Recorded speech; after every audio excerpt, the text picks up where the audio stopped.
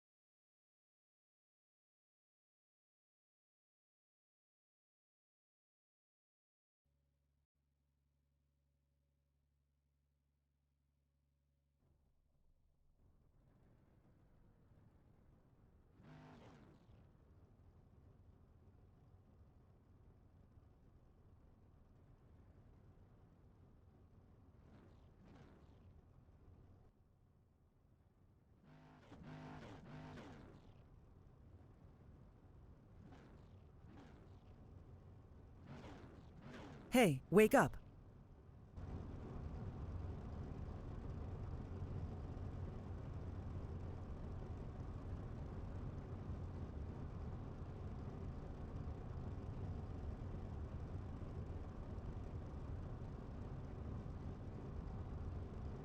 Live tonight from the virtual Daytona International Speedway, we say good evening, sim racing fans, and welcome to LSR TV's continuing coverage of the 2019 JENGI Motorsports Race of Champions presented by ETE Rayman. Happy that you're with us, as always, on your home for sim racing and the iRacing Esports Network. Myself, Evan Pasoko, alongside with Gary Weaver in the LSR TV booth this afternoon. Our producer Brian Blackford downstairs, twisted and tweaking the dials, and bringing us to you this evening. And Gary, coming off of a season opener 2 weeks ago at Atlanta, we head to the high banks of Daytona International Speedway as cars are on the grid for the second of this 6-race calendar. And Daytona is going to be absolutely a massive change compared to Atlanta last week. Sure, it has banking, but at the same time, this is Daytona. It's notorious for, what's the phrase? Oh, right. Oh gosh, what was it? In this case, just sending it and just never, ever lifting. So at this point, unless you really have to, I really would not be surprised if everybody was going full bore here throughout this entire super speedway. So going to be a very interesting race to see how these Corvettes take on the oval portion of Daytona, because personally I've only seen them take on the road course. We'll see how it plays out. Let's take a look at your LSR TV starting grid for this one. As the field paces off into turn 1, it is Jeff Lewis who will start from pole position. His 49.4 flat was the best in the qualifying session. He'll bring us to the green flag this evening. He'll be joined alongside the 00 Kerry Stoffel in second position. You also have Richard Studdeth rolling from third. Mark Villeneuve will start P4, and it's Austin Evans, Gary, through your top 5. And it's going to be Philip Temples, John Kelly, Richard Tillman, Brett McKay, and then John Izzo throughout your top 10. Continue it on through those qualifying times. You got Matt Strand, in 11th spot, and Lawrence Loshak, P12. Justin Torres, Steve Castle, and Greg Myers will be down through 15th. And then running out the rest of your field, 16th through 21st, it's going to be Jacob Williams, Brian Richards, Cy Andra, Jay Buge, Rich Blake, and Jacob Clark. To look top to bottom at your LSR TV starting grid, as we mentioned it, if you didn't tune in for that one, this will be a unique thing for you to see with these Corvette C6R GT1 cars with some oval racing. The season opened 2 weeks ago, but Atlanta, it was John Kelly who took home the first checkered flag of the season, so he'll hold an early points lead coming into this one as we get set for our first of 2 trips to Daytona this season. We will see some road course racing here in a little bit later, but the race car heads down and in. As always, happy that you're with us at LSR TV and the iRacing Esports Network. Green flag in the air, off and away for iRock Racing at Daytona. Some 3 wide back of the pack early, but the inside will lead first time down to turn 1. Lewis leads the field. 00 did not get the best possible start. I'm not sure if Stoffel is going to be trying to drop to the back, or luckily did not get a penalty, but that start was not exactly the best for that 00, managing to hang on for the time being, however, and sticking to the outside, so I don't believe there's a penalty for that 00. But right now, like you mentioned, Evan, that inside lane is absolutely far past gone in this race. Right now, it's at least 4 cars in the advantage compared to the top side on the outside. Couple of cars had some issues on the back straightaway that time. One car ended up in the grass. That was Jacob Clark, but it was only on his own some. So no issues for the rest of the field. It'll be stay at it, but now an attempt to the outside. This charge going to be spearheaded by the 00 of Kerry Stoffel. That is the black and red Corvette on the outside line. But now another driver jumping up to try to take that line away. Number 20 cars. So now it's Austin Evans, first car high side by side throughout the pack. And this time down the back straightaway, they'll try to make a challenge for the race lead at lap 2.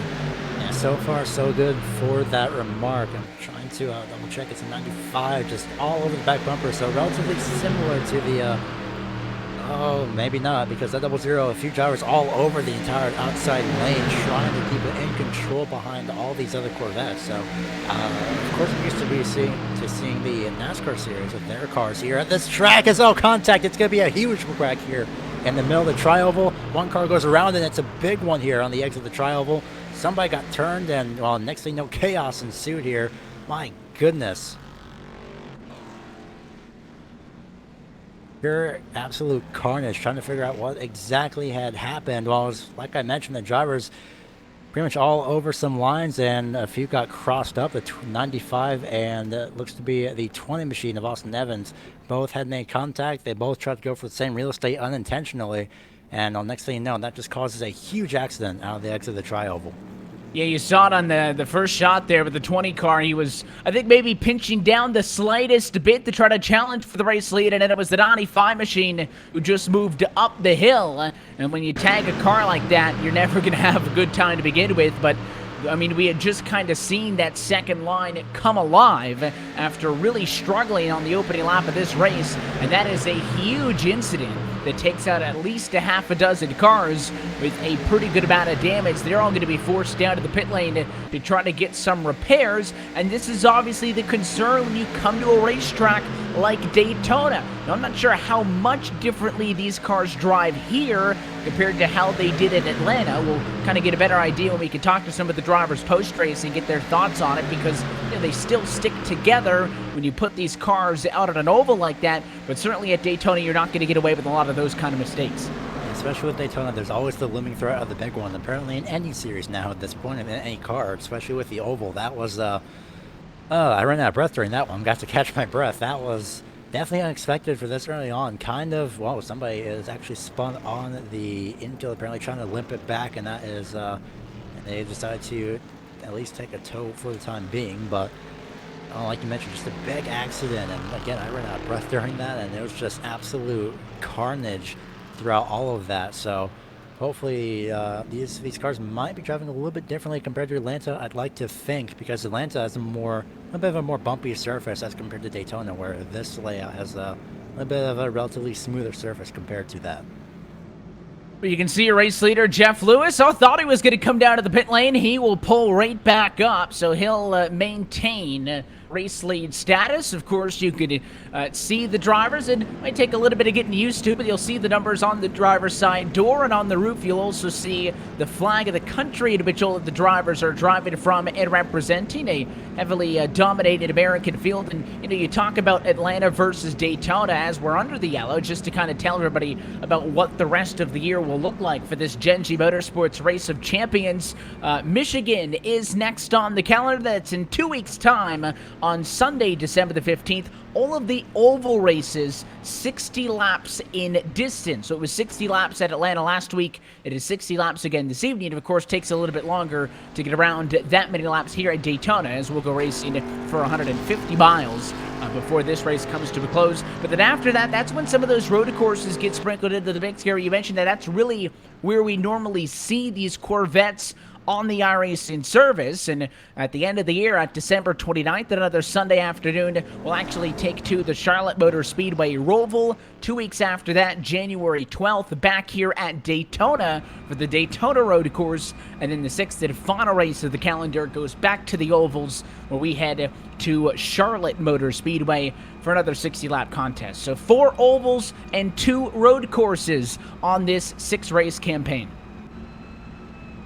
Very interesting schedule as well, which is something that I really look forward to, because it puts these Corvettes in a little bit of a situation where you really don't usually see them. In this case, the Roval, where I've never seen them, and I'm actually interested in which configuration of the Roval it would be, whether the one with the newer chicane or the one with the more dogleg-like chicane, kind of modeled similar to, I guess in comparison's sakes, Watkins Glen, or even the chicane on the back straight here in this track. So I'm really looking forward to seeing how these cars will take to that Roval, because again, it's just all these situations I've never really seen these cars in, and now I'm very intrigued.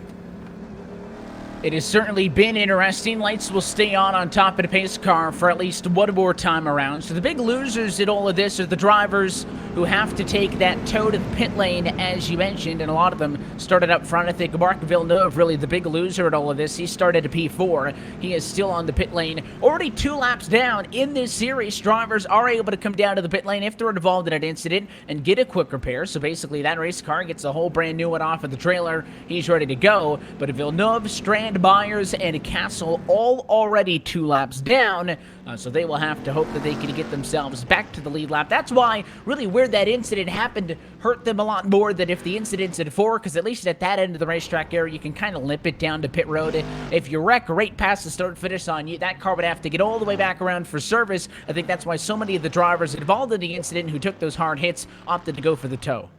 Not only where it was, but also how early it was in this on. For some of these drivers, it might be, it might put them in a little bit of a worry, saying, okay, well, if that's going to happen, then what exactly can we do to avoid this? What exactly happened up there for drivers that weren't involved and didn't really see it? So it's, I won't be surprised if some of these drivers were just a little bit worried, but as well as a little bit more cautious, especially on this next restart. And speaking of which, I think the 00 might be on the outside again this time around, so it didn't really go too well the last time for the 00. Kind of jumped the start unintentionally just a little bit, but luckily the pole sitter at the time, which was the 927, had waited a little bit and then gone when the 00 had gotten everything sorted out. So for Stoffel, reaction is going to be key, just not an early reaction really to jump the start.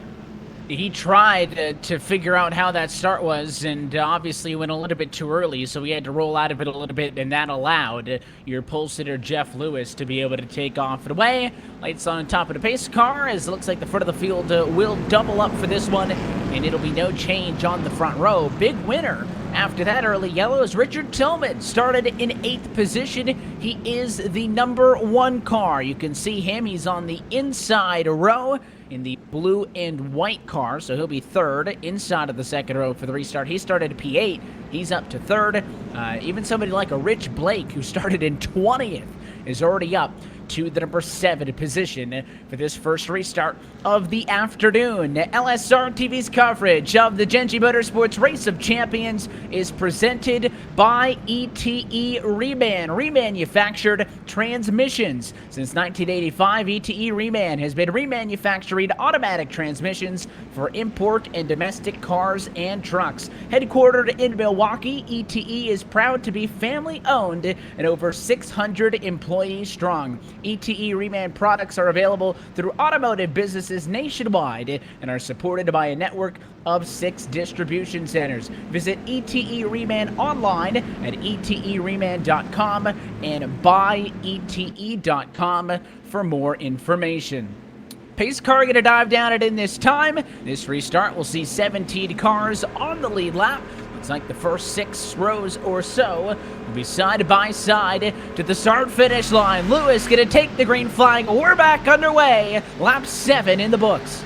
A much better start for the 00. Definitely kept a key eye on when to go, but the thing is, Stoffel had room on the inside to get down in front of Tillman, but that's not going to be the case from the absolute burst of momentum that Kelly and Tillman both have on the inside lane. And once again, the 00 will get shuffled back as the inside lane again shows its power here on this restart as they come off of turn 2, 3 wide down the back straightaway.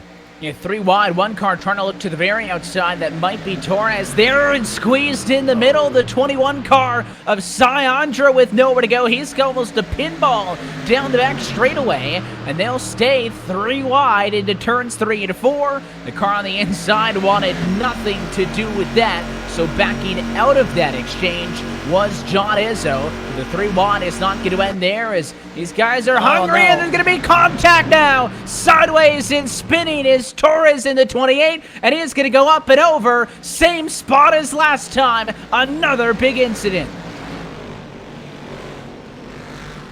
Still flipping, finally landing on the wheels. My goodness, a big incident for the 28, and so I knew something wasn't really going to go too well with that, and that is exactly what had happened. And it was the 3 wide again. We thought we had gotten away from it because I think it was Izzo, or in the 63 it was, who kind of dropped down and got at it. And I thought, all right, maybe we're going to be able to get away with this. But you saw it as it was happening. That 3 wide only went 1 lane further up the running order. And unfortunately, it was contact initiated after a little bit of help. I think it was the 8 of Rich Blake who actually got into the back of the car in front of him. That loosened up Kelly, who then came down. He would then tag the 21 of Syandra, but it was the big issue, obviously, was that light blue entry of Justin Torres, who was way up and over, and a huge incident for him. 2 early yellows in the opening 10. Yeah, definitely 2 early yellows, and unfortunately, it might be a little bit too eager here in this case for trying to get positions this early on in this race. And we've seen the cost of it twice now in the tri-oval, so it seems to be that the exit of turn 4 looks to be a little bit of a trouble spot for the time being, and hopefully is not a recurring pattern.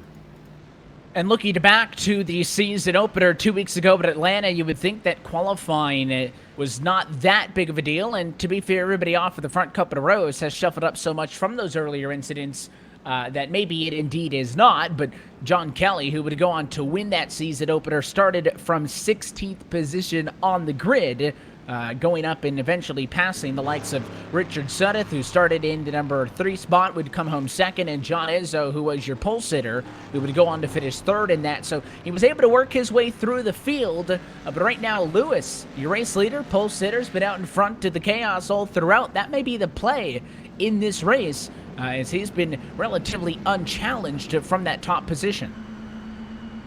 Not only Lewis, but Stoffel as well. They both just been sitting up here enjoying the... I'm surprised Stoffel is still surprisingly managing to find his way back up in 2nd place after all this. I just realized that, because every time there seems to be a little bit of a disadvantage on the restart, that 00 brings it right back up to the top 2, and coincidentally twice now at the time of the caution. So looks to be maybe not so great on the restarts, but once the run gets going, that 00 is absolutely on, not quite literally on fire, but of course enough to keep that momentum up back to the top 2. The struggles continue for those drivers that were stuck a lap down, most of them still trapped at that -2 marker. Cyandra's night also is going to be done as that car has been sent behind the wall and to the garage. So he may be indeed be our first retiree of the night, and I do think he is. Because Blake, Strand, Castle Myers, Villeneuve, all those other drivers who had the incidents earlier are still on track. They're a couple of laps down, but still in this one. But it looks like it'll be Andrew, first car to not make it all the way. It's really unfortunate for Cyangra to not be able to make it, especially after getting involved in that incident as well. So let's see what exactly can come of this for next weekend. Hopefully enough to better themselves for next week in terms of, well, not exactly, because in this case they were actually just caught up in this, so nothing really at the fault of Andra, just a little bit of wrong place, wrong time, and really heavily unfortunate timing. So that's just the unfortunate case here of Daytona. And if you've heard that saying before, wrong place, wrong time at Daytona, then you're not alone. That's kind of one of the defining characteristics of big oval racing like this one is. So you're going to see if the lights stay on top of the iRacing official pace car this time through. I'm expecting one more trip around at least before this one gets back away, and it does look like the lights will stay on top of the pace car, so not going to be going right back to green quite yet, but gives us a good opportunity, Gary, again, for those who may not be used to seeing these cars on an oval, and, you know, you can count us in that as well. Very unique series that we have here on Sunday afternoons. Let's talk a little bit about the Chevrolet Corvette C6R GT1 cars. Again, it's an IROC series, so trying to bring back the likes of the departed IROC series of the past that in NASCAR ranks, and picking these Corvettes to do so. They'll be much more in their natural element when we get to those road courses a little bit down the line. But for the cars themselves, they run V8 naturally aspirated engine, 6-speed sequential transmissions, 590 horsepower, and of course, not necessarily made for the oval, so that's another big factor as well. These drivers, I should note as well, are all running on fixed setups, so everybody has an identical car out there to one another as well. Yeah, it's really incredible. So that shows that just because it's made for a certain configuration, in this case of track, doesn't mean you can't run it on a different configuration. Example A, this race. Example B as well. Well, in this case, the 3 other ovals that have ran or will be run in this case throughout this series. So I'm pretty sure that it will be quite different on the road courses, of course, because, well, these were made for those. And we might see a little bit more, well, quite literal separation in some cases. But at this point, we should be getting the want-to-go signal this time around. That means just, as you say, re-rack and restock, and I'll just let them go and hope for the best. Yeah, let's go out on top of the pace car, so we'll go green next time by. It'll be 13 laps down, 47 still to go from Daytona International Speedway. And that road course, absolutely, you will see a lot more separation than the cars that are going to be, essentially stuck together when they're racing like this on an oval. And that's not to say that the road courses aren't of importance in the grand scheme of things, because I made the point earlier that, 2 of the 6 races are road courses, so a third of them are. So, if you're still kind of iffy, and listen, there's, I don't think any drivers in the field can kind of fall back on tons of experience in these cars on these tracks. Sometimes if you're not comfortable in a new build per se, or a new package with a Cup car or an Xfinity car, you can kind of fall back on a little bit of experience. You can't with these. So if you just haven't figured out the ovals, maybe I look to those road courses in a couple of weeks to recoup some points. Now, a couple of road courses can definitely show a little bit of diversity here, as well as maybe even a little bit more skill for some of these drivers. Some may really have yet to see who can shine on road courses, so we'll see if that will be the case in this case at the end of December. This restart going to be presented by Nemesis Lab. Nemesis Lab's mission is to innovate, excite, and rejuvenate the simulation and gaming hardware space. The NLO on chassis allows for almost limitless adjustments and is built utilizing 6061 aluminum to be robust enough to withstand anything today's high-end Dirac wheels can demand of it, while being lightweight and easily adaptable. Nemesis Lab is your competition's worst nightmare, and the pace car's off and in. Lewis puts the right foot down, green flag back in the air, and another good race start for the cars on the outside up at the front of the field, but no spot on the inside for Stoffel to tuck in. A much better restart though by Stoffel, although it's really a little bit of a disadvantage now because the inside lane also did not get going. That was in 63 of Izzo that didn't get going as much as possible, but now the 5 and the 00 will be teaming up together on the top side as they drag race the rest of the front runners down the back straightaway. A little bit of near 3 wide in the back, but relatively for the moment still 2 wide, and drag race now for the lead. That's the red and white entry. That's number 5, Lawrence Loshak. He's pushing the black and red 00 in front of him. Carry Stoffel. So that's the cars working the outside. Bottom still spearheaded by the gray and yellow 927 of Lewis. He has the yellow and blue 66 of John Kelly behind him. But it is really just those two on the outside right now. There is support coming a couple of car lengths back, but here's a challenge for the lead, and Stoffel is clear, but he doesn't come down. Lewis will fight back to the inside. Stoffel had it just enough on corner entry, but a slightly very wise move to not cut off the front nose of 927 there. So maybe a little bit of sportsmanship being shown, a little bit of respect, saying, oh, you know what, I'm not going to try and risk it. So very good move by that 00 because that would have been absolutely treacherous in those corners. So you mentioned that support that has arrived in the form of multiple drivers, seeing 4 or 5 drivers up on the top side as compared to multiple on the inside. The 93 gets shoved out. Contact again in the tri-oval, and it's going to be 3, 4, 5, maybe 6 cars again involved in an accident here on corner entry. And it seems the tri-oval strikes again as they came off. This one was a little bit sooner, as it was more so on the exit of 4. But as we take a look on the LSR TV replay, it just comes down to a mistake. It was the 22 of Jacob Clark, who came down a little bit too much on quarter exit and basically hip-checked that 9 of Red McKay off and down to the inside of the racetrack. McKay had no chance of hanging on to that thing, spun it around, but did a very good job of keeping that number 9 out of the wall. So a tip of the cap to him, and I thought that we were going to be okay, but then Clark couldn't regain control. He came back up, and it was that hit on the 1 of Richard Tillman that really set this thing off. Racetrack gets blocked, and nobody else behind can find an opening. Yeah, almost had it in a sense, but unfortunately that contact with the 9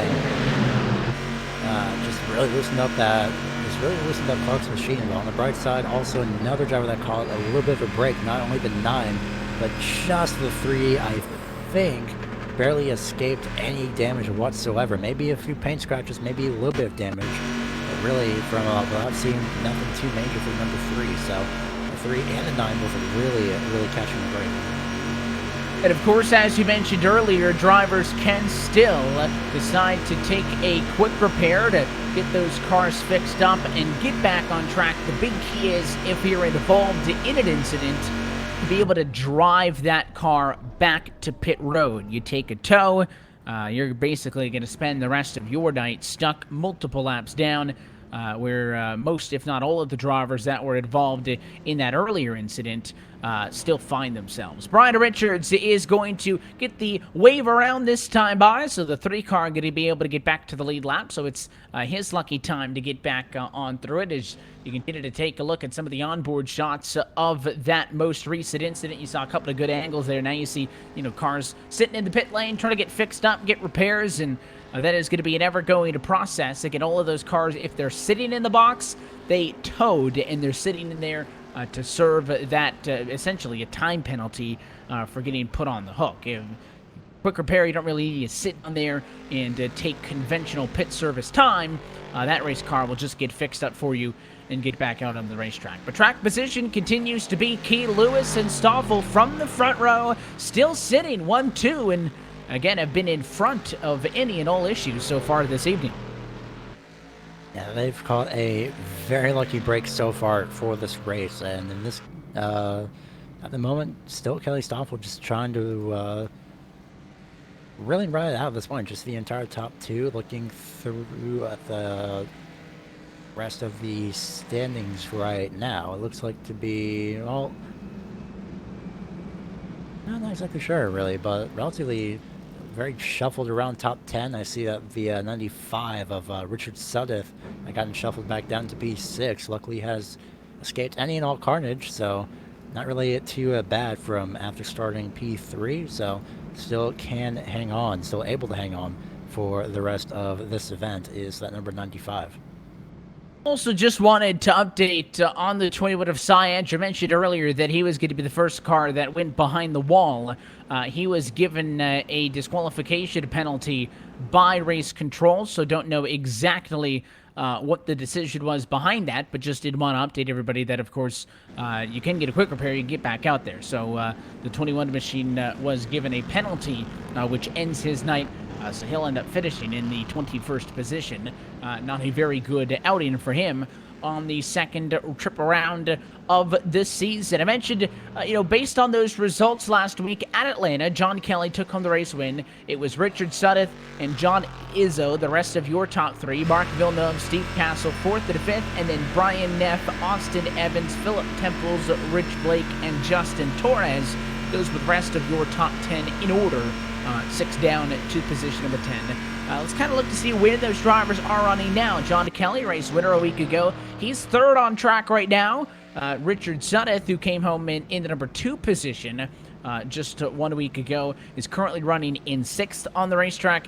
And John Izzo, who was in 3rd, is in P5, which is impressive to me because that 63 car has been pretty close to a lot of these close calls this evening. So your top 3 from last week, top 6 at a racetrack right now, bodes well for them. And the reason I mention that, Gary, is the point system that we are working with in this JENGI Motorsports Race of Champions presented by ETE Reman. It is the iRacing standard point system, so it is 1 point per position, and that's it. So it's going to be very hard for drivers to separate themselves from one another. So that's why these opening couple of weeks may be underrated when we start really scrutinizing the points in the final couple of races. That's going to be key to really be consistent every single race and trying to get at least a minimum. Well, I mean, of course, the podium, maybe even top 4 in this case, would be insanely key to do. But at the same time, if you're at least remotely consistent in the top 10 throughout the course of this race, preferably in top 5 even, you might be able to make it to the end of the race and maybe get yourself a championship as well. Looking like the lights should go out on top of the pace car this time through. It would set us up for a restart as they are to get what'll be 41 laps to go as the field of paces down the back straightaway. So as we get set to restart this time through, it'll be presented by Carolina SimWorks. What separates Carolina SimWorks for the rest of Casey's personal attention to detail, and each client gets direct consultation with an owner that understands the NASCAR weigh-in standards. CSW values excellence and direct support with a one-on-one contact while seeking to innovate to find the most authentic parts and construction for a great day of sim racing. CSW is focused on giving you the very best day of racing when you just can't be at the track. Carolina SimWorks presenting partner the JENGI Motorsports Race of Champions. So let's take a look on this restart. The outside line has kind of figured it out on the last couple of times,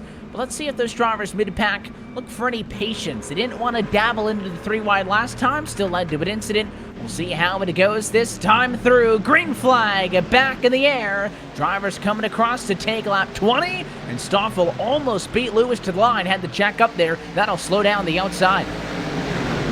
Again, with the reaction timing, almost got it, but at the same time, you have to be really careful on when you decide to go. Maybe just hold off, let the leader go, and let everyone sort itself out, fall through in on the inside lane. But right now, that will be not too much of an issue because Stoffel and that fine machine of Loshak will be drag racing and bump drafting down the back straightaway on the outside lane, all the way up to now inside lane P number 2, and all the way back up to Lewis here on the 927 here as you go through turns 3 and 4 and off turn number 4. When they get on each other, they hook up and they could go. You saw it on the back straightaway. Oh, but there's contact. The double O got a little bit too tight on Lewis, pushed up the hill. and did a very good job of saving that race car. It'll slow down all of that momentum, but it could have ended a lot worse. And now the 66 of John Kelly clear for second position on the inside. I was thinking maybe that he would want to go up top, lead a charge for the race lead. So far, he stays behind Lewis. Watch for Stoffel and the number 6, or the 5, sorry, of Lawrence Oshek on the outside. Look for Loshak and him to try to recover here. Very interesting to see that the top speed relatively is about 185 or so. We'll see as we go down turns 3 and 4. Looks to be about 183, so relatively equal at this point. So we'll see how this plays out, and that little bit of speed can matter as it's a little bit of a bobble on the entire outside lane, but everyone is relatively able to keep it together for the time being.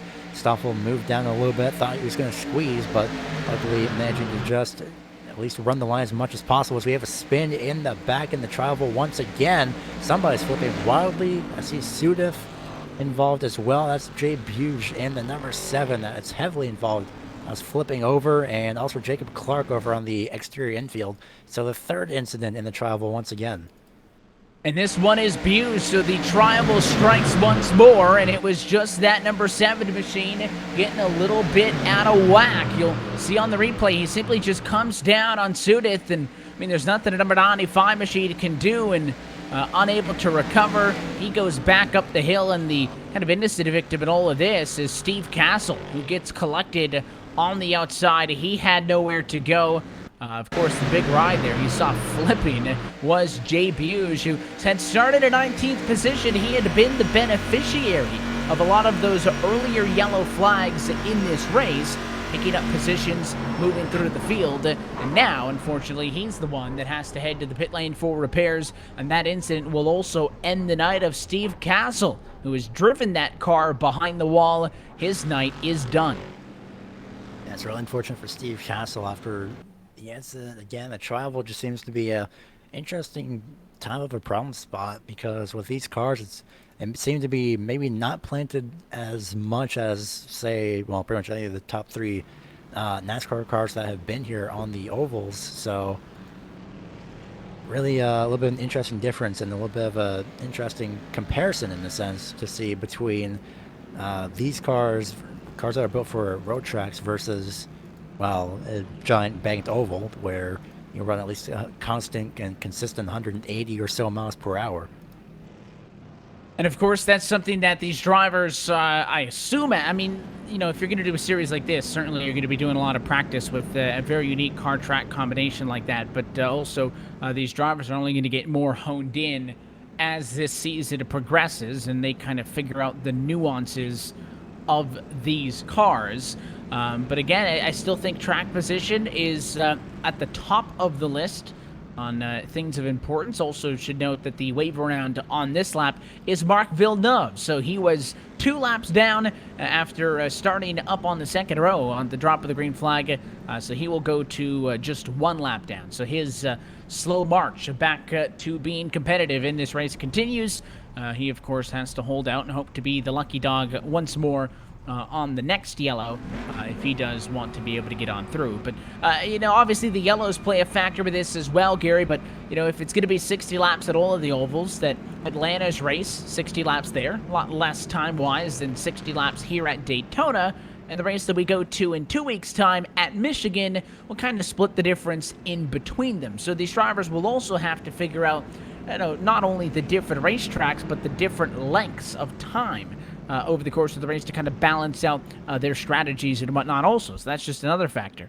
Not only that, it's also not only the time, it's also the fact that the length, the width of the racing surface essentially compared to Atlanta and Daytona, at least I like to think they're relatively similar, but at some points they are, of course, the more narrow points, especially when it comes to pit road. There's relatively a 3-lane pit road over at Atlanta. You have 2 regular driving lanes, and then your pit stalls. At Daytona, you have probably about 4.5, just by visual guessing. But for Michigan, in terms of racing services, it's a lot wider than Daytona, especially in the corners. You have a lot more room to work with. I believe maybe 5 lanes maximum. I might be thinking about Auto Club Speedway in that case, but at the same time, it's relatively similar to both of those tracks. So Michigan is, in a sense, completely and entirely different.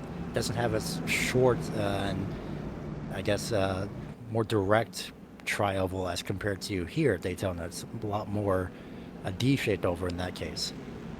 Yeah, I don't think I would, here at the Tri-Oval, I know, although it doesn't show up on the track map, the Tri-Oval is essentially its own quarter with, the fact that you do have those short shoots out of 4 and then out at the Tri-Oval in the run down to turn 1. At Michigan, it is that D-shaped oval where it is just a progressive bank and curve all the way from the exit to 1. It does straighten out a little bit, in the regards to the fact like Daytona does, but it's not as defined as like a short shoot, a corner, another short shoot, and then, you're back down into turn 1. So based on what we've seen early in this race tonight, where the cars really seem to struggle with the handling awkwardly in the Tri-Oval, and it's probably because fixed setup they're running is built to, run around that high Daytona banking, that when you kind of get into that middle banked corner in the Tri-Oval, they're probably not handling as well. Michigan might be a bit easier in that regards. A little bit more easy, especially I believe as well that's a little bit more easier in terms of the banking and the exiting off of turn number 4. It's not as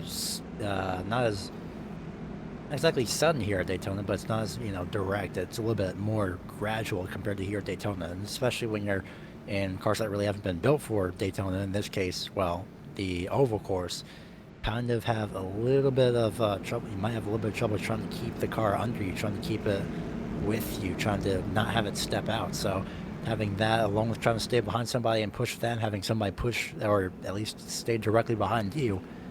With the corner exit here, it makes a little bit more sense on why this Tri-Oval is a little bit deadly in a sense. Certainly been the calamity quarter so far this afternoon. Looks like we'll see if we're going to go back green this time through. Lights on top of the pace car do go out, so we will get set for a restart just shy of halfway home in round 2 from Daytona, second race of this 2019-2020 JENGI Motorsports Race of Champions, presented by ETE Reband. Happy that you're with us on LSR TV and the iRacing Sports Network. Evan Pasoko, Gary Weaver upstairs, along with our producer Brian Blackford, with you on the iRacing Sports Network this afternoon. A handful of opening yellow flags have taken the 21 cars that took to the green flag with us some 26 laps ago, down to 13 of which are still on the lead lap, but only 2 drivers total are actually out of this race and in the garage. So 19 still actively onto the racetrack, and we'll see if Kerry Stoffel will learn. It's going to be the upteenth time. It'll be Lewis to the inside, Stoffel to the outside. The double O actually led his first lap of the race. That last run, Gary, was clear, didn't commit soon enough. I wonder if he'll learn from that, be maybe a little bit more aggressive. Maybe it might not be worth just yet, but the closer we get to the end, I wouldn't be surprised if a few drivers tried to make a few more, not exactly sketchy moves, but more daring moves, more brave moves on trying to figure out what can work and what can't work. So we'll see how this restart plays out, as Stoffel is going to have to be key here on this restart. Really try to not jump the start, just have to be enough to time it to go at the same time as Lewis.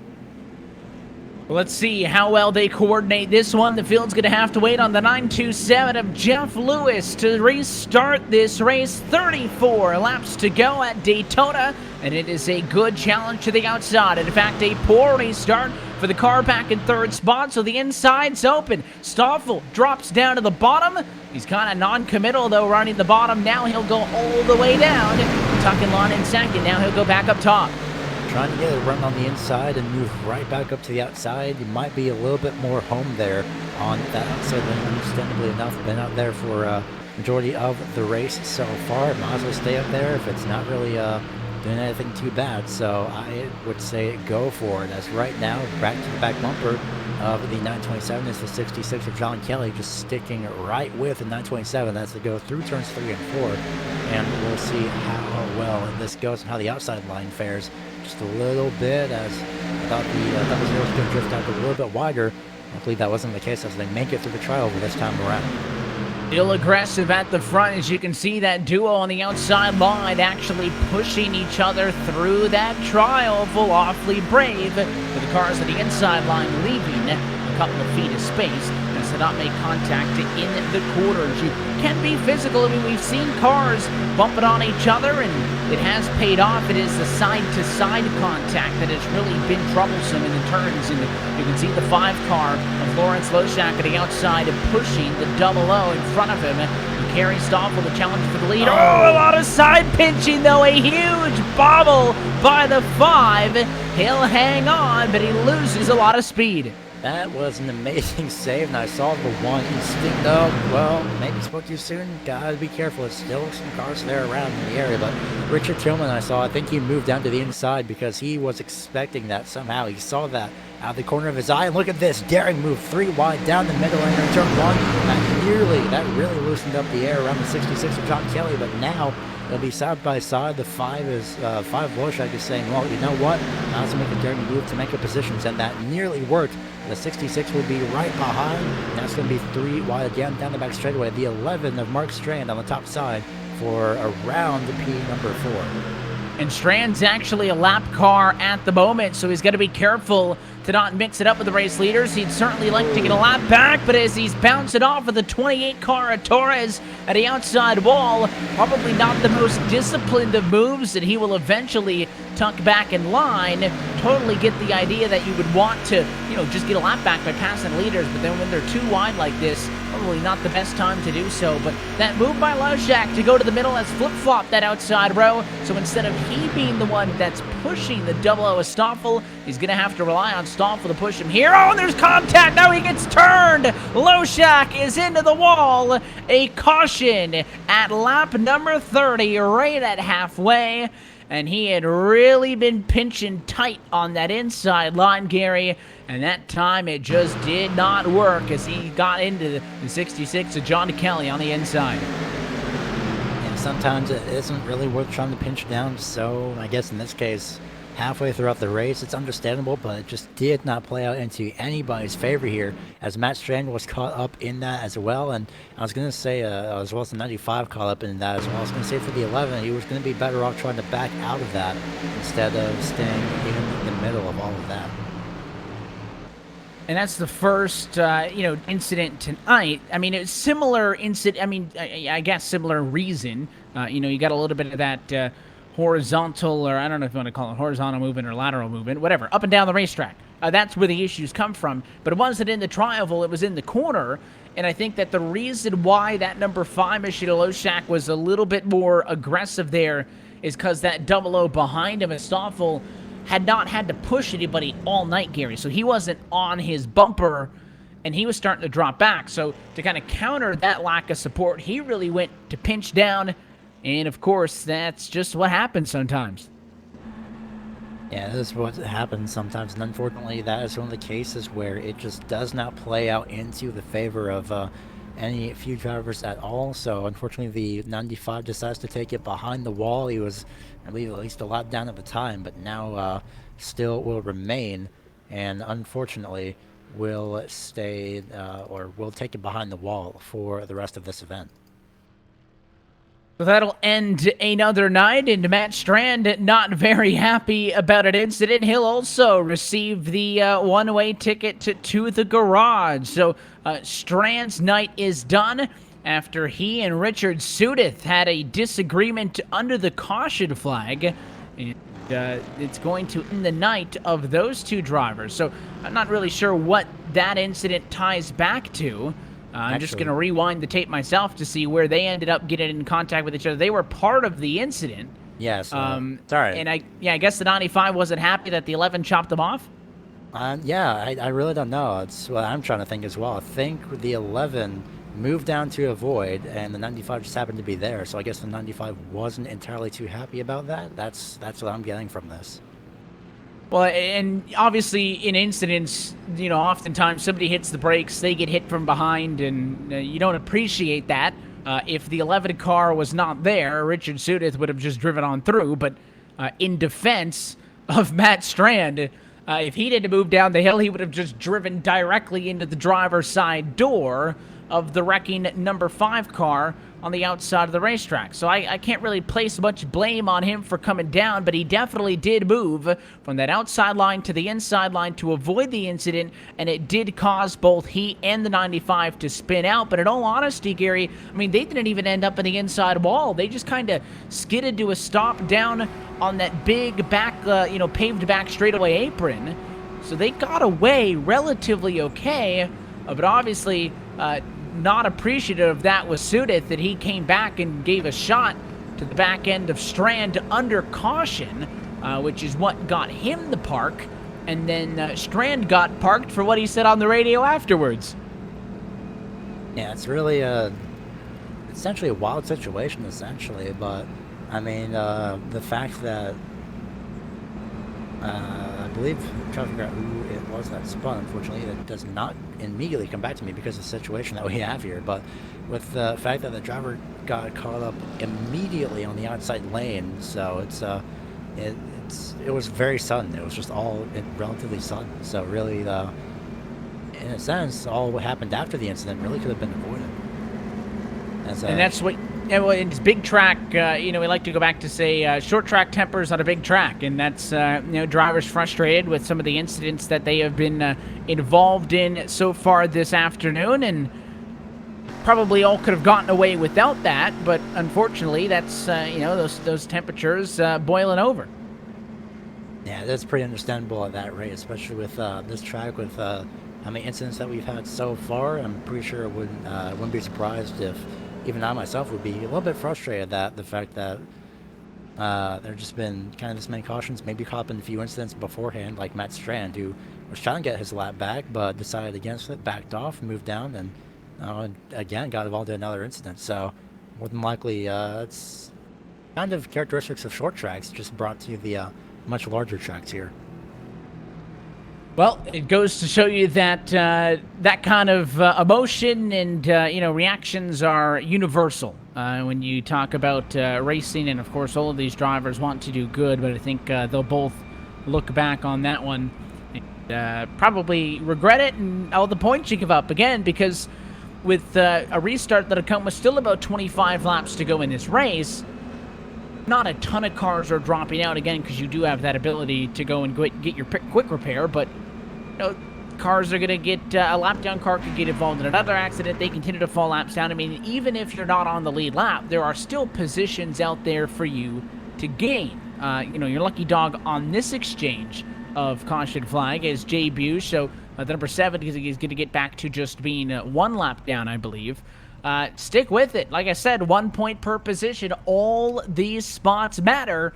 And when your calendar is only 6 weeks long, you really can't afford it if you want to win the championship. Top 5, top 10, top 10 maybe an opportunity, to have a bad race or two. But if you're trying to be a top 5 or a championship car, you cannot be DNF in races.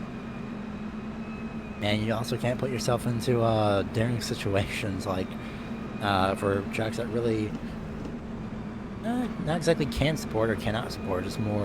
Just don't put yourself in too many daring situations, and you might find yourself relatively, like you mentioned, maybe the top 10, but it's definitely preferred that you make it into the top 5 with a clean car as well.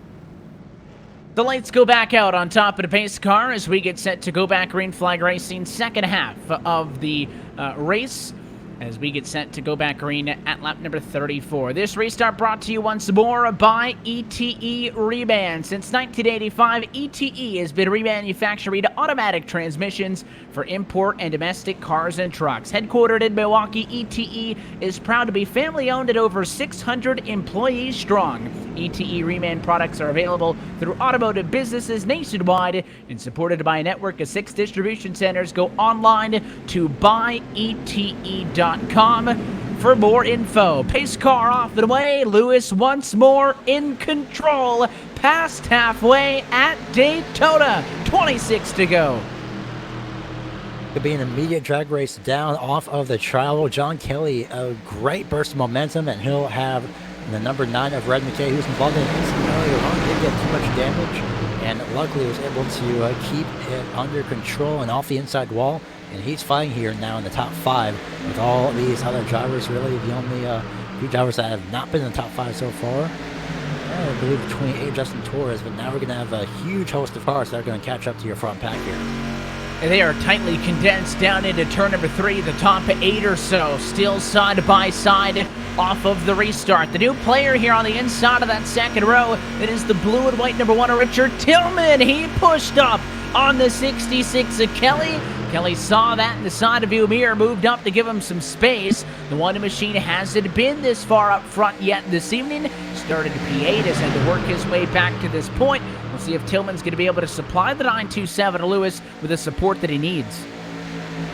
From what I've seen before, from things that I've read, is that you don't really want to get your left side tires on those double yellow lines. You want to keep it at least a foot or so, maybe at least a quarter of a lane above those double yellow lines, so you don't really lose any grip, and so you don't put yourself or others into any situations. And the one, although it's still just greatly managing, there it is, keeping those yellow tires on the yellow line, but still drifting up, trying to keep it in control. So hopefully it's working so far so good for the time being. Maybe not, but on the bright side, everyone's still continuing forward for the time being.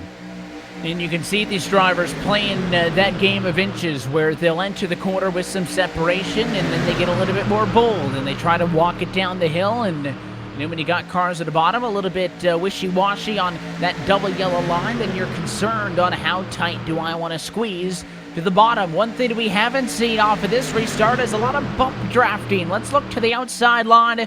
The purple and yellow number 9 of Red McKay. He's on the bumper now with a 66 of Kelly, but only figuratively. He's not shoving them down the backstretch, so they are drafting with a couple of spaces in between those two bumpers. So this new set of drivers on row 2, not as aggressive as some of the earlier cars we saw. Yes, definitely a little bit of a better strategy, as the one is still trying to keep it under control from that double yellow line. But right now, so far so good. Still everyone continuing to go forward, and like you mentioned, it's very good. It's much better than constant bump drafting, lap after lap after lap, also thus heating up your engine. So in a sense, this not only gives your engine a rest, but also gives the car in front of you a little bit of a rest in your own car. So essentially, it's a win-win for everybody, so long as you just barely inches, like you mentioned, inches off the back bumper was the one from the 927. You just get some people bumping on the back straightaway. In that case, you're good. You just have to take your time and really go after it as smoothly and carefully as possible. You can see, look at this side by side now. I mean, it's a great view at the front of the field as we are 2 wide, 5 rows deep. A challenge for the lead at the stripe. Not quite there with the 66 of Kelly, but he is close. This is, I think, the most cars we've seen packed in tightly, but they are a little bit more uniform side by side. That last time, your top 10 cars on the racetrack were separated by only 0.8 of a second. So they're certainly, I think, figuring out this draft here at Daytona. Not as aggressive, trying to hold lines more steady as they race towards lap 40. Closing in on 28 laps to go as we continue on, and well, still continuing to play that little game of inches as the 66 is squeezing a little bit, or somebody on the outside will off turn number 4, but not too much. I believe that's the 00 of Stoffel, and it was a little bit of a light scrape, enough to lose momentum, but nothing really to hook that car and keep it onto that safer barrier. So that 00 Stoffel will remain actually relatively around the top 10 for the time being. Just got a little bit too high up on the corner, but 66 is still trying to just keep it together and just keep that car on the outside, at least front 2 runners on the inside. Now there's a little bit of a bump draft on the bottom as the one at Tillman gave a shot to the back of Lewis. This 927 machine's got to be best friends with that double yellow line tonight. He has not left that inside of the front row at all. He had one close call where he almost got passed by Kerry Stoffel. Stoffel was clear, but just took too long coming down the hill to actually get in front of him, that Lewis was able to squeeze back through. That's the only reason why it's not going to show up on the stat sheet as a perfect night for Lewis.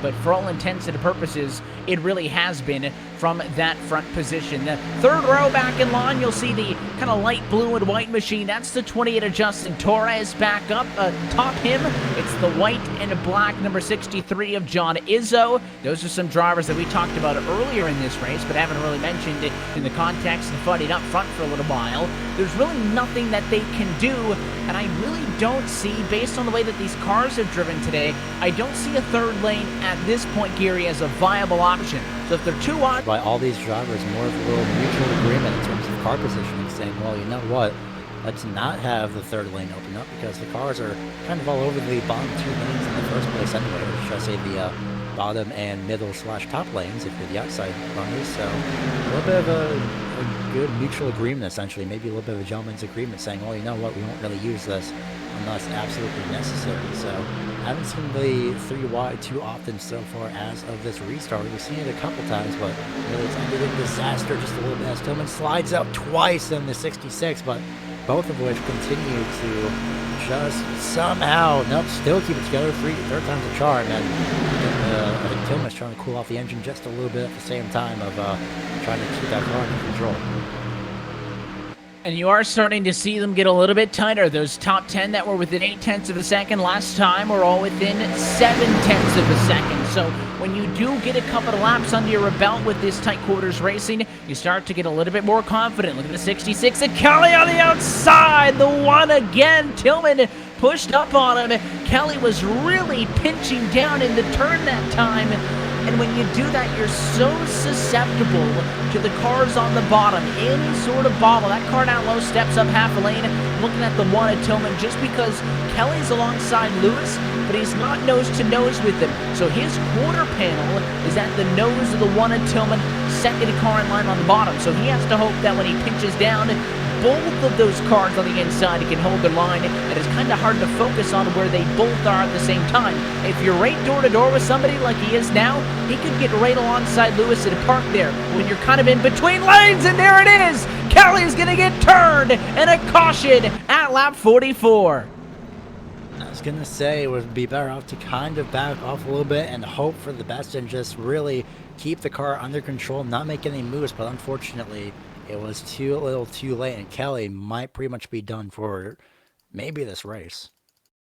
And I was literally just talking about it for the whole lap up to that I thought Kelly was getting a little bit too brave. I don't think you're going to win the race. At 16 laps to go, we had seen that Tillman had been struggling, tucked up that close to the bumper of Lewis to be able to hold the line because he can't see anything in front of him when his windshield is totally full of the car in front. That's something that takes a lot of time to learn and figure out, and he just pushed up the slightest bit and tagged Kelly. Lewis is so lucky that he doesn't get wrecked in this also. Oftentimes, the car for the outside gets turned down. He'll take one with them. And when the 66 got sideways to Gary, he did hit that 927 of Lewis. Very fortunate that he was not collected. And 927 is very, very lucky that he was not involved, so he continues to stay out in front for the time being.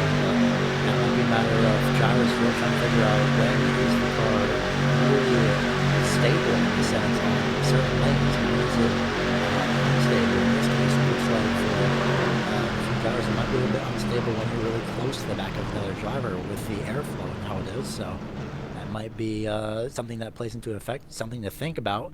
And might just have to go in full slingshot mode and say, well, you know what, might as well just slingshot around this person instead of staying behind them. But as far as this past incident goes, that Lewis, like you mentioned, absolutely incredibly lucky that he was not involved. He did get tagged, but I don't believe there's any actual major damage on the side of that. That'll be a concern because if there is damage, and I think it passes the eye test, I don't really see any major damage on it, but he is going to err to the side of caution. And look at this, Jeff Lewis from the lead. He had been up there all night. I don't see the cosmetic damage, but maybe he can feel it from behind the wheel. That car is now down pit road, and he'll give up a spot that he's held since the very beginning.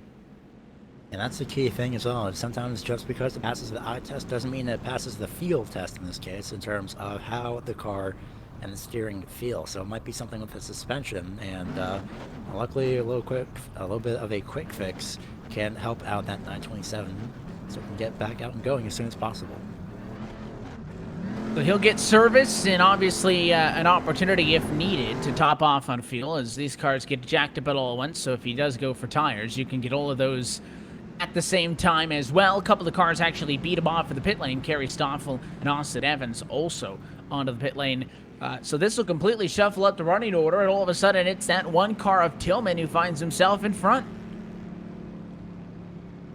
Very appropriate. Number 1 in P1 for the time being, but of course, emphasis on the time being, because now it's closer that we get to the end of this race. I wouldn't be surprised, again, as mentioned earlier, if we see a few drivers decide to make a few more daring moves, as Villeneuve is waved around the pace car again, and he will be put back on the lead lap this time around. So he's been waiting a while for that one. He was involved in that very early incident in this race. The driver who started from 4th on the grid fell 2 laps down. Gonna wait for around a little bit to go. And now Marc Villeneuve will rejoin the lead lap. I believe the only driver in the session from outside of the U.S., the driver out of Canada, get himself back to the lead lap. So, of course, you see the only car with the Canadian flag on top. He'll get back to, and should be about P13. 13, the number of cars that we'll have on the lead lap for this next restart. And I know it's well past the halfway point. We kind of talked about the running order at that moment, but because so much has changed, let's kind of do an impromptu look, and we'll call this our official Ford Entertainment Group midway race break. Let's take a look at the running order top to bottom. So now it's Richard Tillman leading this race after starting in P8, and Red McKay has followed him through. That car is in second. Justin Torres in third. John Izzo fourth, and Brian Richards rounds out your top 5. Philip Temples in the number 6 position, with Jacob M. Williams in 7th. Austin Evans, first car off of pit road, P8, with Kerry Stoffel 9th. And race leader before the yellow, Jeff Lewis in 10th. Currently in 11th, it will be Lawrence Loshak, as well as Jacob Clark and Marc Villeneuve, who is now back on the lead lap in P13. And it is Jay Bugge and John Kelly 14th and 15th, both a lap down. John Kelly is actively on the racetrack, and well, now Jay Bugge leaves his pit stall. Richard Blake sitting in pit road at the moment, 3 laps down, 16th. 17th, Greg Myers, 4 laps down. And then 18th through 21st drivers that are out: Richard Sudeth, Matt Strand, Steve Castle, and Cy Andra.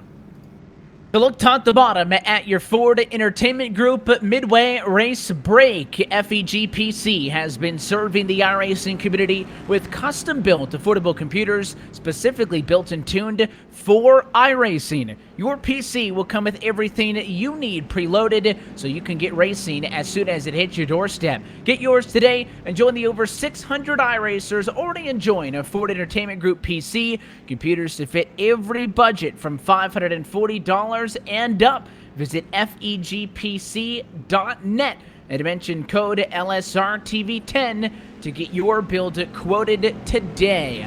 Lights on top of the pace car are out, and I think we can officially say now, Gary, that we are in the home stretch. This restart will see 12 laps to go in the second race of the season.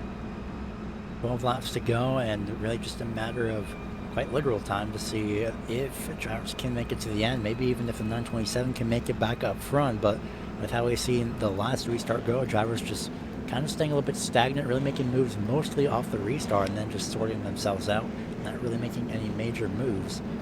Hopefully we won't really see the third lane come into effect as much, but if it does, hopefully it's just on the back straightaway, because that is where things will really take off and play into a possible advantage for some drivers if they do choose to use the outside lane.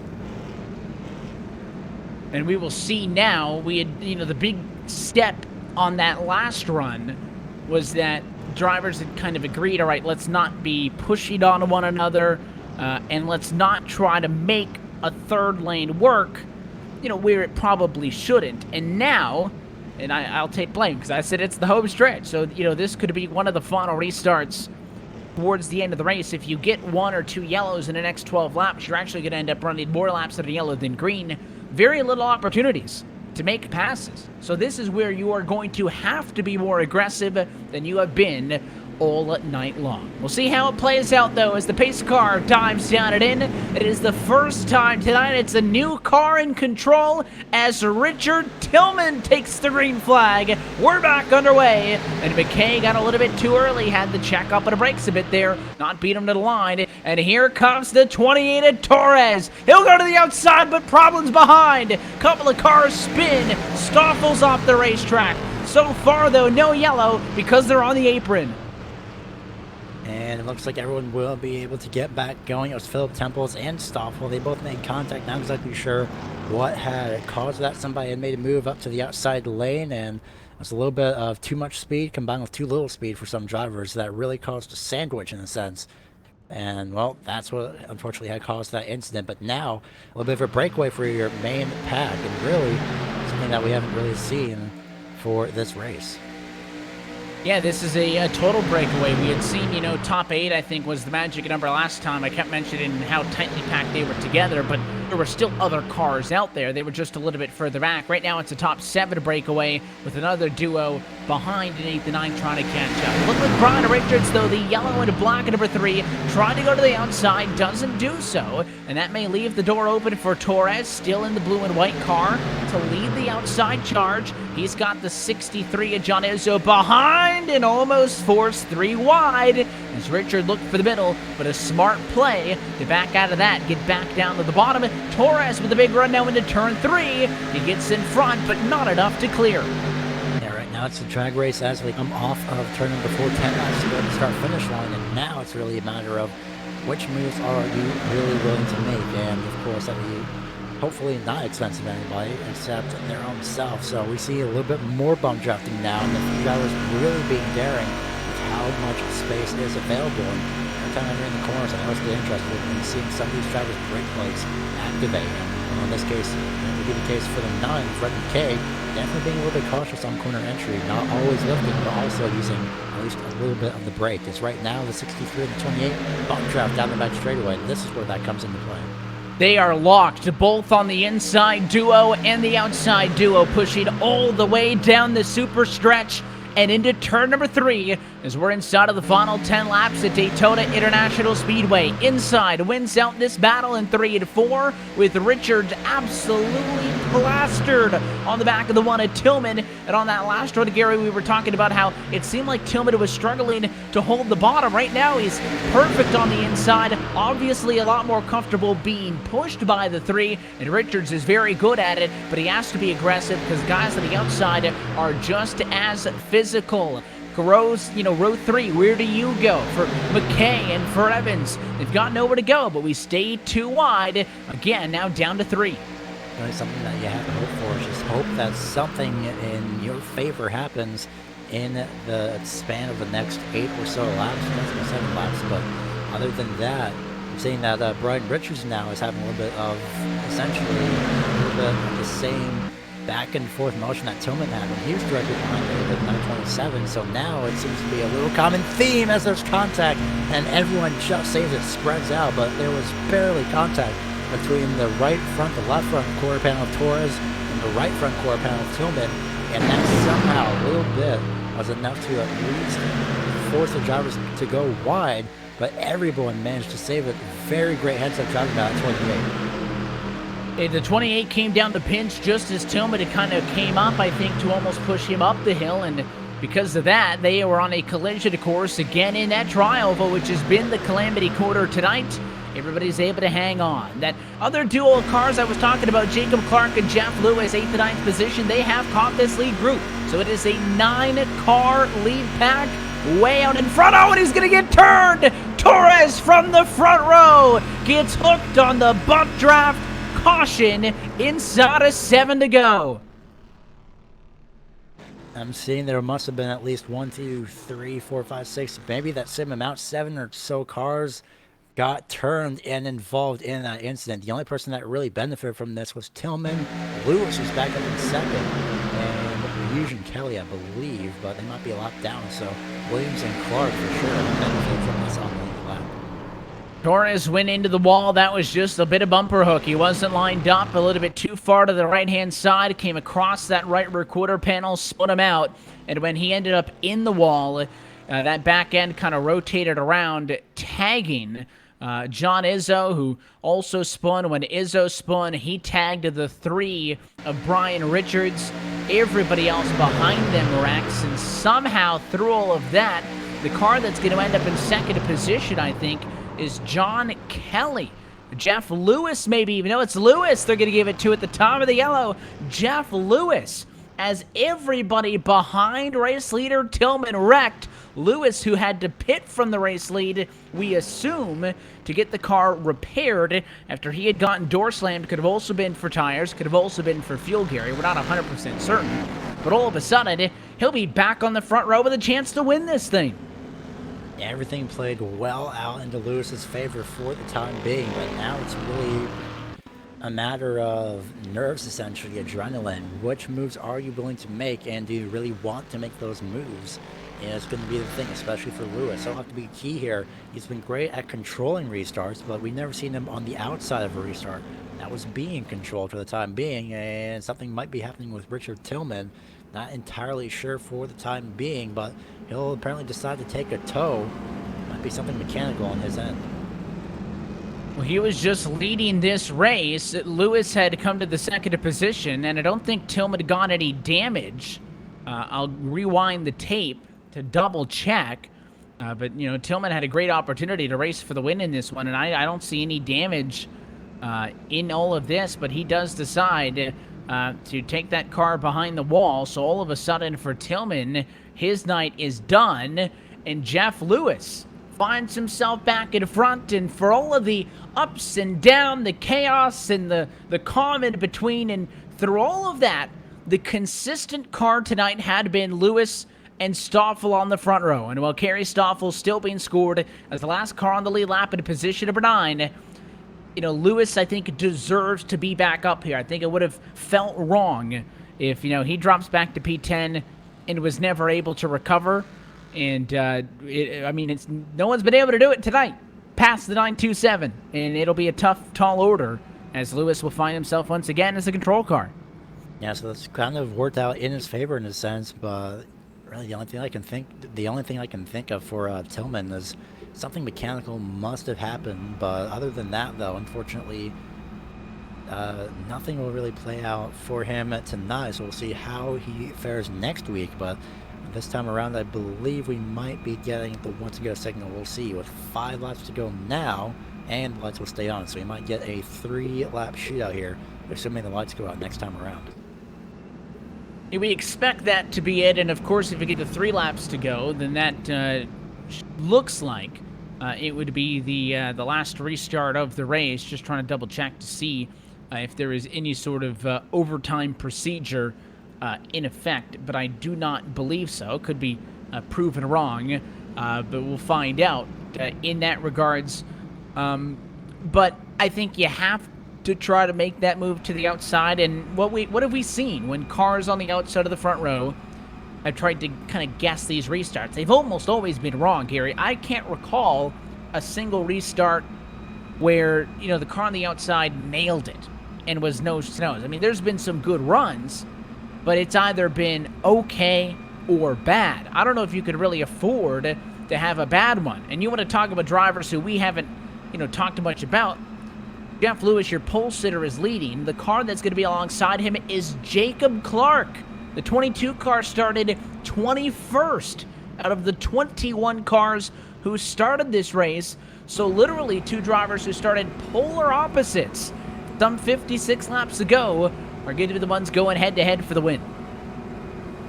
It's going to be quite interesting to see. Like you mentioned, 21st is where Jacob Clark started, now P2, and in the chance to at least not get some much-needed points for sure, but as well as the fact that to really get an even, or maybe even a win for this season. We'll see on how this goes, but it's going to be roughly 2 laps, I believe. Now 4 laps to go this time around, so lights go out, and they do. 3-lap shootout here when we take the green. So for Jacob Clark, this is I wouldn't be surprised if he was just a little bit nervous here after starting up in the back of the field and now all the way up in P2. And there's some cars who, started towards the back, and I think courtesy of some of those yellow flags, again, were able to make up positions, and they've been in it. They've been in those 8 or 9 car lead packs. I mean, we have not seen Clark up here in this spot tonight. And it's kind of funny how it goes back and forth. So first place is Lewis. He started first. Clark is second. He started 21st. Mark Villeneuve is in third. He started 4th, but has had a long journey just to get back to the lead lap. What an opportunity it would be for him. The car alongside him, Jacob Williams, is 4th. He started 16th. Austin Evans, P5, it's exactly where he started. Brian Richards in P6 started 17th. So if you're on the inside line, you probably started up front. All these guys on the outside started 21st, 16th, and 17th, respectively. So they all stand to gain a ton if they can just survive this 3-lap shootout. Be a very key 3 laps here as they make their way through turns 3 and 4 for hopefully the final time under the pace car. Going to be more than likely a bunch of nerves going through all these drivers here, especially Jacob Clark, but probably even more Jeff Lewis. We'll see if this does indeed prove to be the final restart of the afternoon at Daytona. 57 laps down and 3 laps to go for the JENGI Motorsports Race of Champions. Pole sitter Jeff Lewis is back in front. Green flag. Absolutely incredible start. Jacob Clark and now Jacob Williams. Nope, never mind. I was about to say they're about to work together. Jacob Williams decides to go 3 wide into turn 1 immediately for P number 2, and that's going to force Clark out to P4 for the time being. And look at that, the 32 from 4th all the way to 1st at the moment, and maybe even permanently. He'll clear the 927 on the front straightaway, back straightaway rather, and they'll drag race down the back straightaway. The 3 looking to split the middle 3 wide as they go 3 wide for the lead in turn number 3. The 22 still stuck up on the top side. 3 wide, 2 rows deep. Look at the 20 car, the pink one of Austin Evans. He'll come through the middle, but what a drive it was by the 32 car of Jacob Williams to go to the lead. He's in front of Lewis. Now we go back to 2 by 2 at 2 laps to go. So Williams leads the inside line. He's pushed by Jeff Lewis. Outside is led by Brian Richards in the 3. He's going to be pushed by the 20 of Austin Evans, but with 3 cars on the bottom and 2 up top, I don't know if those drivers are going to be able to hang tough with him. Penultimate time down the back straightaway. So John Kelly and Kerry Staubel, who might even have a burst of speed enough to make it to the very top side, but they decide to hold back. The 00 just comes right up to the back bump of the 66 as they catch up. So now it's 4 cars up top, 3 on the inside, and now it's a matter of really who can make it to the end. This time buys the white flag, the 00, trying to hang on to it very much well, will do. White flag, and at this point it's anything goes for the, well, within reason. Right now the 3 is all up there in the lead. He's got the advantage entering turn 1. Yeah, this one's going to be official. First car back to the start-finish line, regardless of what's happened, is going to be the winner at Daytona. Now it's 3 on the bottom, but 4 on the outside. It is still led by the bottom of Jacob Williams and the outside of Richards, but Richards had the advantage at the stripe at the white flag, so he doesn't need to clear Williams to get the win. He just needs to stay in front. The drag race now heads to 3. This is where the inside is going to benefit. On the inside, look at the inside. They clear down on the bottom. Lewis is going to push him all the way around. He's got space to look to the outside, but he'll get boxed in. Last-ditched efforts, all are going to come up short, and Jacob Williams, as they wreck behind, winner of the second race at the JENGI Motorsports Race of Champions, taking the victory at Daytona. Absolutely incredible restart by Jacob Williams to end up in the lead at the end. Great opportunity taken and a great chance by the 32. That was absolutely incredible. I thought he was going to get past, but he didn't. He managed to stick it out there on the inside lane. So props to the 32 for an amazing restart there. And you could see that the outside had it. I mean, all the way until they got to 4. And huge credit to Lewis who did not break contact at all, Gary. He pushed Williams through the entirety of 3 to 4. The outside started to come back, but the difference was Richards was not pushed by Evans in the corner, which probably is the smarter move.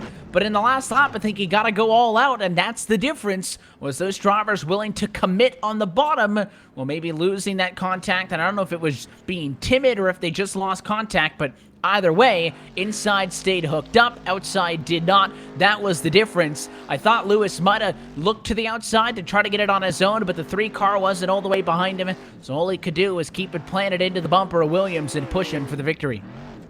Yeah, I thought the outside lane was going to have it, and they did. They had it for the first half of the lap, and then the moment the break-even point started was down the back straightaway, and that is where the inside just flew forward, in this case quite literally, and now Jacob Williams has won after, again, an incredible start, and after starting in 16th. And that magic number 16 comes into play again when John Kelly won last week at Atlanta Motor Speedway. He also started in 16th position. This is the first top 5 of the first window for Jacob M. Williams in this 2019-2020 campaign. Let's take a look top to bottom at tonight's Ford Entertainment Group midway, or I guess at the end of this one, our full race results. Williams goes for the race win tonight. The official margin of victory, 0.059 seconds atop Jeff Lewis in second, and Brian Richards, who comes home in third. I suppose all of these results are unofficial, but all the record happened after the stripe, so it all should be okay. We'll also hope to get a word from those drivers here in just a moment. Austin Evans comes home in the number 4 position, and Mark Villeneuve back to the lead lap to finish in 5th spot. Kerry Stoffel comes home in 6th. John Kelly is 7th. He's also the final car on the lead lap. So the rest of these cars' laps down, it includes 8th position Jay Buge, Jacob Clark in 9th, and Rich Blake P10. And that's going to be Richard Tillman in 11th, John Izzo 12th, lucky number, or unlucky number 13 in this case, is Justin Torres. Luckily did not move any positions, finishing 8 laps down. Also 8 laps down is going to be Red McKay in P14, and 15th, Lawrence Loshak. 16th is Philip Temples, Greg Myers, 17th, 18th, Richard Sudif, 19th, Matt Strand, 20th is going to be Steve Castle, and 21st is Cy Andra. Look top to bottom at your Ford Entertainment Group full race results. FEGPC has been serving the iRacing community with custom-built affordable computers specifically built and tuned for iRacing. Your PC will come with everything you need preloaded so you can get racing as soon as it hits your doorstep. Get yours today and join the 600-plus iRacers already enjoying a Ford Entertainment Group build. PCs to fit every budget from $540 and up. Go to FEGPC.net and mention code LSRTV10 to get your build quoted today. So 2 races down, Gary, and 2 different race winners to kick off this season. That's both from P16, coincidentally enough. So if the trend continues, then we might have a 3rd different winner, also from P16 next week. So it's going to be, again, just a little bit of an interesting possible trend, but the really key thing here is that, like you mentioned, 2 different winners. I'm wondering if that trend will continue and if the Roval and the Daytona road course will throw a little bit of a wrench into that. Let's go down trackside and talk with some of your drivers, beginning with 3rd place finisher tonight, Brian Richards, who comes home P3 after starting 17th on the grid. I'm down with the driver of the number 3 machine now. Brian, congratulations, a top 3 result for you at Daytona. And despite the fact that car started back in 17th, you were able to find your way through the field and mix it up quite a lot tonight. Yeah, we had a plan to kind of hang back for a while, and we did that. We avoided most of the wrecks, got in one little one, spun down to the infield, but we stayed out of trouble for the most part, and we worked our way up there in contention at the end. Got a great push from Austin Evans. Yeah, it was an exciting run to the end, certainly, as this one comes home. Almost an opportunity for you to end up with a race win. You guys actually led at the white flag. Just that inside line was able to pull enough on you in 3 and 4 on that last lap as to not be able to catch up. But what was it like out there drafting and trying to find that balance between how much should you push and how much space should you give? And, kind of seemed like something the drivers were working on all night trying to find that balance. Yeah, the cars were a lot more stable with a push here than they were at Atlanta. You could give a good push and it wouldn't get you too crazy sideways. The suck up was really big. You could get a huge run and then you could give a guy a really big shove and that would give him a little sideways. But you needed a shove that you couldn't go anywhere without a really good shove. And the bottom lane just got hooked up a little bit more than me and Austin did up top there at the end, and we weren't able to get him.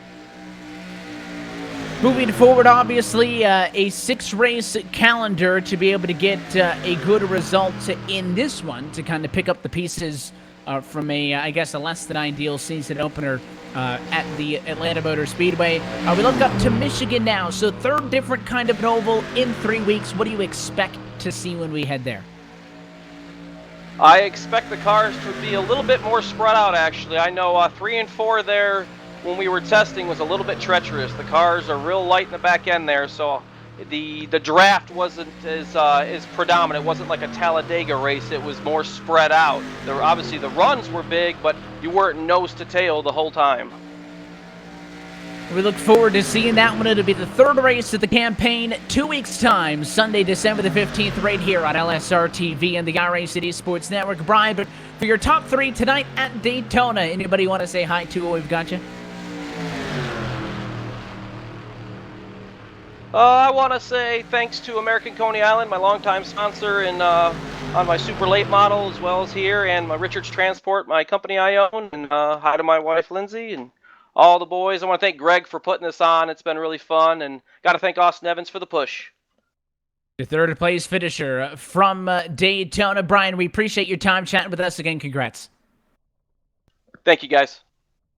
P3 for the driver of the number 3 machine as he comes home on that bottom step of the podium. First top 5 for Brian Richards in this 2019-20 campaign. Now trackside, Gary, you're caught up with Jeff Lewis, who had been the dominant car all night long. It's good enough for second, though, tonight. Here with the driver of the 927 P1 for a huge majority of this race. Luckily, still managed to come home with a podium finish in P2. Jeff Lewis, you have nearly escaped, I believe, maybe 2 or 3 wrecks throughout this event, and somehow you still managed to just bring it home. Hello. You managed to bring it home here in P2, and luckily everything has sort of worked out in your favor.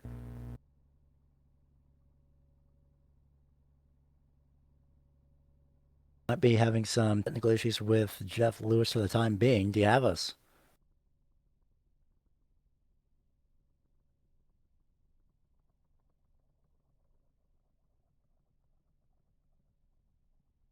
Try one more time. Might be trying to sort out the technical issues. Jeff Lewis, 927. Do you have us?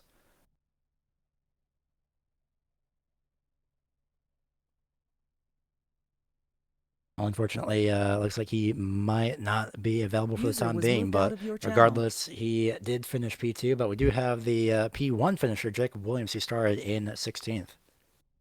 Yeah, we're going to go trackside and hope to catch up with Jeff in just a moment. But your race winner tonight from Daytona International Speedway is Jacob Williams. We're trackside with him now. Jacob, congratulations on the win.